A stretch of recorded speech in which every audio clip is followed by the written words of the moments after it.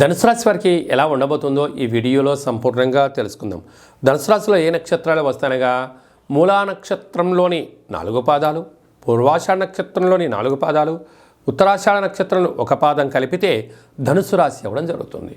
అలాగే చాలామందికి పుట్టినుండి కాల సమయంలో డేటా బర్తులు లేనటువంటి కారణం చేత పేరు మొదటి అక్షరాన్ని అనుసరిస్తూ ఆ రాశిని తెలుసుకునే ప్రయత్నం అవుతుంది.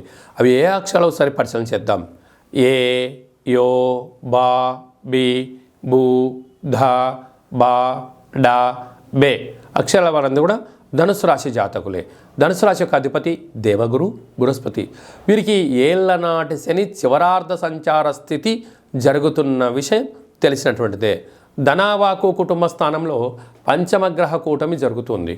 ఏ గ్రహాలు అనగా మనకారకుడు చంద్రుడు, రుణరోగ శత్రుకారకుడు కుజుడు, బుద్ధికారకుడు బుధుడు, క్లత్రకారకుడు శుక్రుడు, ఆయుకారకుడు శనిచర స్వామివారు 2వ స్థానంలో సంచారం చేయడం వలన దయచేసి అప్పులు ఇచ్చి పుచ్చుకోవద్దు, అప్పులు తెచ్చుకోవద్దు. ఉండబడిన సమయాన్ని, ధనాన్ని మీ యొక్క స్వయం నిర్ణయాల ద్వారా స్వయం పెట్టుబడుల ద్వారా ముందుకు వెళ్ళగలిగితే చాలా మంచి కాలం.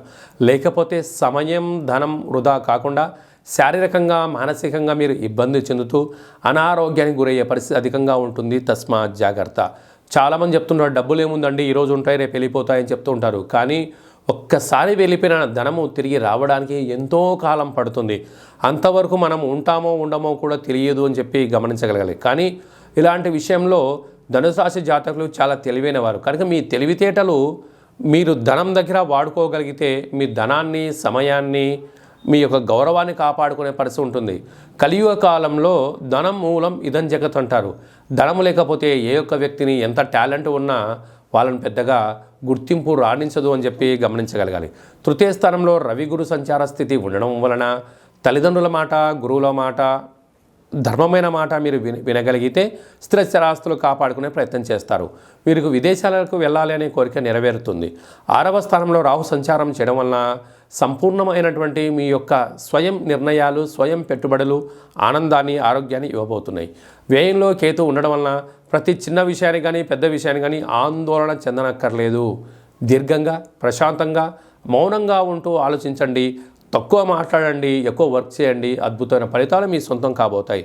మూలా నక్షత్రం పుట్టిన జాతకులు పబ్లిసిటీ రంగంలో కానీ, న్యాయవాదులు కానీ, ఫార్మసీ రంగం కానీ, అలాగనే డాక్టర్లు, సర్జన్లు, వ్యవసాయ ఆధారిత ఉత్పత్తులు, పండ్లు, రత్న వ్యాపారాలు, విదేశాల క్రయ విక్రయ వ్యాపారాలు, ఎక్స్పోర్ట్స్ అండ్ ఇంపోర్ట్ చేయడం కానీ, విదేశాలకు విద్యార్థులు కానీ జనాలను పంపించే వృత్తి వ్యాపార రంగాల్లో చాలా మంచి కాలం అని చెప్పి గమనించాలి.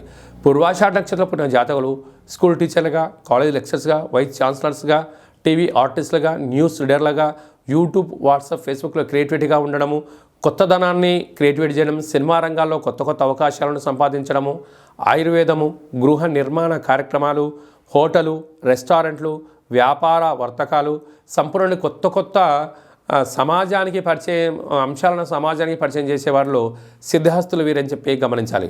ఉత్తరాషాఢ నక్షత్రంలో పుట్టిన జాతకులు టీవీ ఆర్టిస్టులుగా, రచయితలుగా, మార్గదర్శకులుగా, అలాగే రాజకీయవేత్తలకు సలహాదారులుగా, విదేశాలకు పోయి వచ్చేటువంటి కార్యక్రమాలను ఎక్స్పోర్ట్ అండ్ ఇంపోర్ట్ చేయడం కానీ, విదేశాల్లో మన వస్తువులు తీసుకెళ్ళి విదేశాల్లో అమ్మడము, అలాగే రీసెర్చ్ సెంటర్లు, మిలిటరీ, అడవులు, రక్షణ శాఖ, న్యాయశాఖల కుల సంఘ నాయకులుగా పనిచేసే వారికి పేరు ప్రతిష్టలు గడించబోతున్నారు.